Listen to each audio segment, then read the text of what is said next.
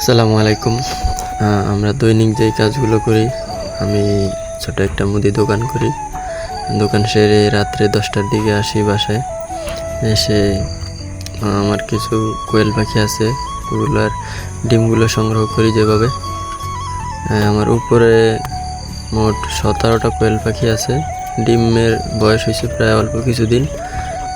উপরে 16টা পাখির মধ্যে 10টা 12টা করে ডিম পারে।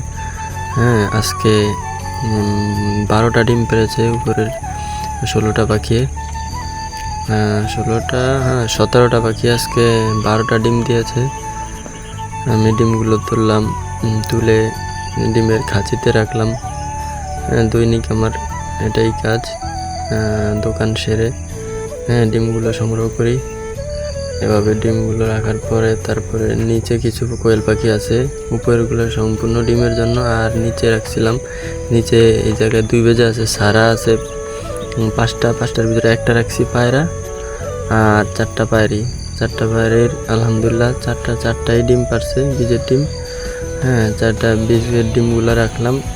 রাখার পর তারপরে এই জায়গায় আরও এক বেজা আছে খাঁচার ভিতরে। এই নিচে 2 বেজে রাখার কিছু কারণ আছে, কারণ 2টা পায়রা একসাথে রাখলে ঠুকরিয়ে একবার রক্ত বের করে ফেলে। তার জন্য আবার এইগুলো বীজের এই জায়গায় 3টার সাথে একটা পায়রা রাখছি। আলহামদুলিল্লাহ এই জায়গায়ও তিনটা ডিমই পারছে। ডিমগুলো সংগ্রহ করলাম, সংগ্রহ করে আমি ঝুড়িতে রাখলাম। আজকে আমার মোট উপরে নিচে মিলে আমার 23টা পাখি। 23টা পাখির ভিতরে আলহামদুলিল্লাহ 19টা পাখির ডিম পেয়েছি আজকে আমি। সবাই আমাদের জন্য দোয়া করবেন, যাতে আমরা আস্তে আস্তে আগাতে পারি। আসসালামু আলাইকুম।